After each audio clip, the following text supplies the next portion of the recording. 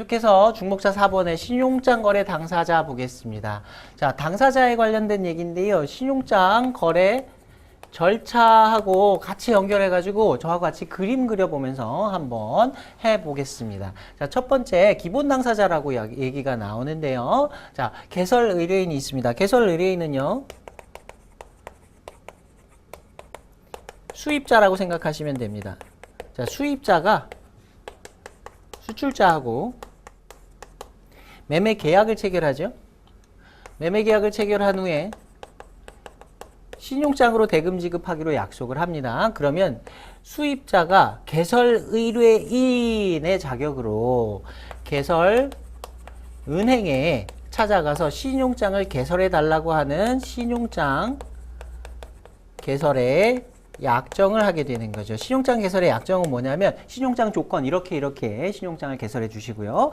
거기에 일치하는 제시 서류를 갖다 주시면 제가 나중에 대금을 지급하겠습니다. 신용장 대금을 지급하겠습니다. 그럼 그 약속을 믿고 신용장 조건 요구한 조건대로 개설은행이 신용장을 개설하고요. 대금은 은행이 지급하지요. 나중에 지급한 대금을 결국에 최종적으로는 개설 의뢰인인 수입자로부터 대금을 받게 되는 겁니다. 자, 그래서 그 내용 한번 살펴보시고요. 특히 매수인은 그 명칭 개설 의뢰인으로 보통 이제 부르기는 하는데요. 매수인 수입자 어카운티라는 표현을 또 자주 씁니다. 요것도 한번 익혀봐 주시면 좋겠습니다. 물품을 나중에 운송 쪽에서는요, 물품을 받게 되는 사람, 수하인의 지위에 개설 의뢰인인 수입자가 해당이 되게 되는 거고요. 자, 두 번째는 수익자입니다. 수입자를 개설 의뢰인이라고 불렀듯이 수출자는 또 수익자라고 부릅니다. 영어 표현들도 좀 같이 봐두셨으면 좋겠어요. beneficiary라고 부르고요.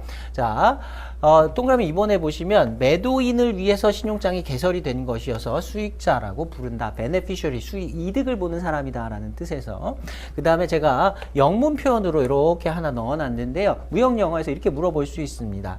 In your favor, we opened irrevocable letter of credit as follow. 다음과 같이 우리가 취소 불능의 letter of credit, 신용장을 오픈, 개설하였다. 개설은행에서 신용장을 통지해 줄 때 이런 표현을 씁니다. 그러면서 in your favor, 당신의 편의를 들어주기 위해서, 그러니까 당신을 수익자로 하는 beneficiary라는 표현을 이렇게 풀어서 쓸 수도 있는 겁니다. in A's favor, A의 편의를 위해서 A를 수익자로 해서 in your favor라고 했으니까 당신이 신용장을 통지받게 되는 당사자를 지칭하는 겁니다. 이걸 수익자를 표현할 때 이렇게 할 수도 있으니까 같이 좀 봐주시면 좋겠습니다. in one's favor, 이게 수익자를 의미하는 것이다.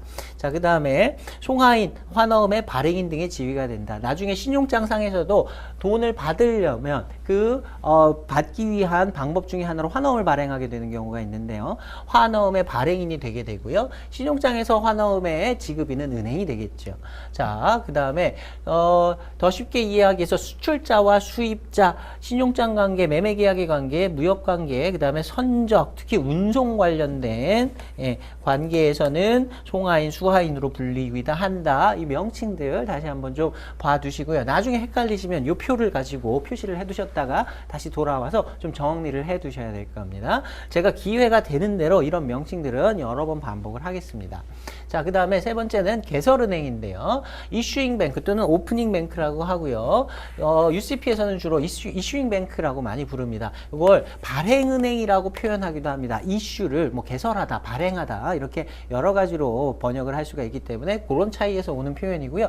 저는 개설은행이라고 표현을 하겠습니다. 자, 개설은행은 개설 의뢰인의 요청에 따라서 신용장을 개설하는 당사자를 말한다. 그래서 우리 신용장의 정의에 개설은행이 일치하는 제시에 대해서 결제하겠다는 약정을 신용장이라고 한다라고 얘기했었죠. 그런 식으로 이 개설은행의 지위를 한번 익혀봐 두시면 되겠습니다. 3번 동그라미에 신용장은 명칭영어에 불구하고 취소가 불가능한 모든 개설은행의 약정을 말한다라고 했었습니다.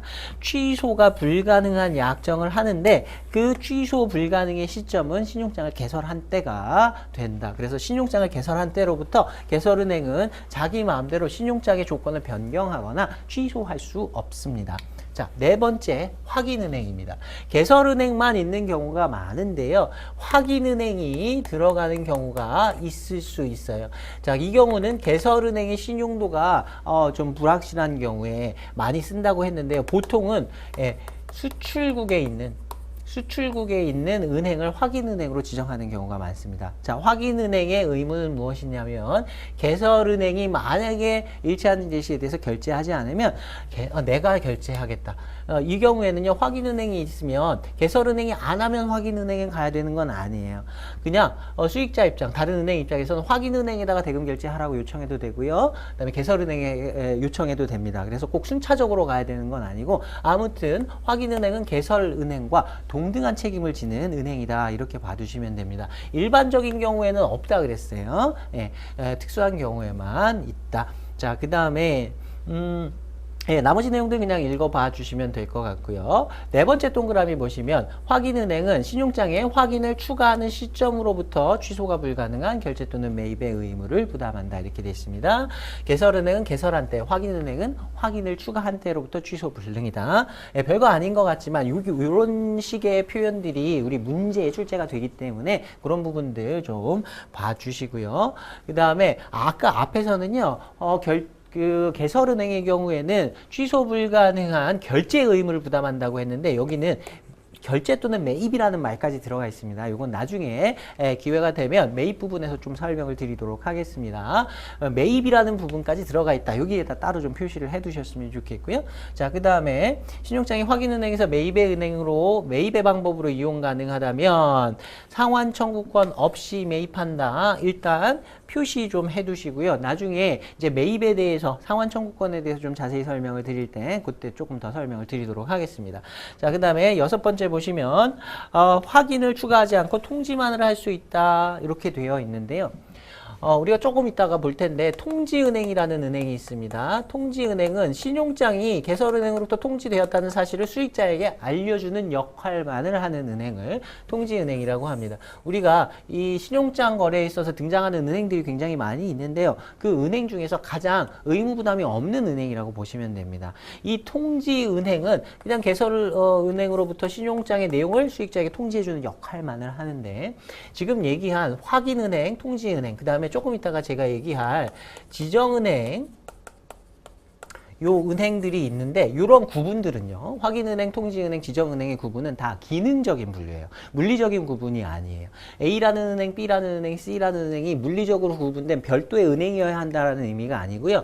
이건 자신이 수행하는 어떤 업무에 따른 기능적인 분류입니다. 그래서 확인은행이면서 통지은행일 수 있고요. 통지은행이면서 지정은행일 수도 있고요. 확인은행이면서 지정은행이면서 통지은행이 한 은행이 전부 다 할 수 있습니다. 그런데 만약에 확인은행이 있는 경우에는 통지은행을 별도로 세우고 자, 확인은 A라는 은행에서 하고 통지는 B라는 은행에서 하고 이렇게 잘 하지 않아요. 한꺼번에 확인을 해달라라고 요청하면서 확인 붙여서 통지까지 해라.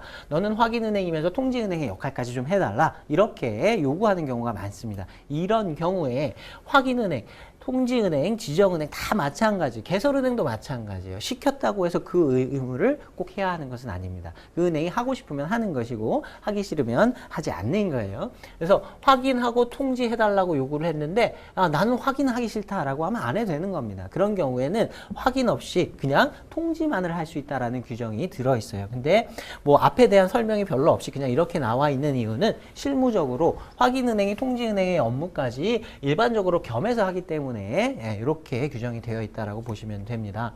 자, 그 다음에 신용장 거래 기타 당사자 내용들을 좀 보겠습니다. 제가 박스 안에 나와 있는 은행의 순서를 조금 바꿨습니다. 제일 먼저 통지은행을 먼저 얘기를 하고 가겠습니다. 자, 앞에서 얘기했듯이 신용장이 개설되었다라는 걸 수익자에게 통지하는 은행을 말한다. 주로 수출국 내에 있습니다. 수출자가 자기가 편안한 은행으로부터 통지를 받을 수 있도록 그렇게 보통 하고요. 그 다음에 필요한 경우 확인을 추가하거나 지급은행 또는 인수은행의 역할을 한다. 제가 아까 말씀드렸던 지급 또는 인수은행은 일종의 지정은행이라고 보시면 됩니다. 지정은행의 하나인데 이런 역할들을 한 은행에서 한꺼번에 할 수도 있다라는 의미로 이해를 해두시면 됩니다. 자, 통지은행은 어떤 의무가 별로 없는데요. 단 한 가지의 의무, 신용장의 외견상의 진정성 여부를 확인한다. 자, 신용장의 통지를 요청을 받았는데 요거는 겉으로 봤을 때 가짜 신용장은 아니다라는 것 정도는 확인하라는 거예요. 그 다음에 결제 또는 매입에 대한 어떤 의무의 부담 없이 신용장을 통지한다. 신용장을 통지했다고 해서 결제 매입해야 한다라는 의미는 아니다. 일반적으로 통지은행과 매입은행은 동일한 은행인 경우가 많다. 매입은행도 지정은행의 한 종류라고 보시면 되고 이렇게 한꺼번에 하는 경우가 많다. 이렇게 보시면 되겠습니다. 자, 그 다음에 지정은행 보겠습니다. 가장 중요한 역할을 하는 우리가 많이 공부해야 하는 은행이라고 보시면 되는데요. 지정은행은 한마디로 수익자가 서류를 이용할 수 있는 신용장을 이용할 수 있는 은행을 말한다. 이렇게 보시면 됩니다. 자, 신용장을 통지받았으면요. 신용장 조건대로 서류를 구비해서 은행에 갖다 주고 결제를 받거나 매입을 받아야 되는데 그렇게 하는 창구를 지정은행이라고 보시면 됩니다. 자, 지정은행은요. 하는 역할에 따라서 우리가 아까 신용장의 종류를 지급신용장, 그 다음에 인수신용장, 연지급신용장, 그 다음에 매입신용장이라는 것도 있다고 그랬습니다. 이런 역할을 하는 은행들을 통틀어서 우리가 지정은행이라고 할 수 있고요. 신용장이 지급신용장이면 그 은행은 지급은행이 되고요. 이 신용장이 인수신용장이면 인수은행, 연지급신용장이면 연지급은행, 매입신용장이면 매입은행 이렇게 보시면 됩니다. 이런 업무를 하는 은행들을 통틀어서 지정은행이라고 하고 지정은행의 종류들은 신용장의 이용 방법에 따라 이렇게 네 가지로 나눠진다. 이렇게 보시면 되겠습니다. 그래서 경우에 따라 매입, 지급, 인수, 연지급, 은행 등이 지정은행이 된다. 확인은행하고 상환은행은 별도로 이렇게 생각하시는 게 편안하고요. 요거까지 함께 하는 경우도 있을 수는 있습니다. 일단은 매입, 지급, 인수, 연지급 은행들. 자, 지정은행을 지정합니다. 말 그대로 개설은행이 지정은행은 한국에 있는 A은행이다. 이렇게 지정하면 그 은행이 지정은행이 되고요. 어떤 경우에는 모든 은행에서 사용 가능하다라고 지정하는 경우도 있습니다.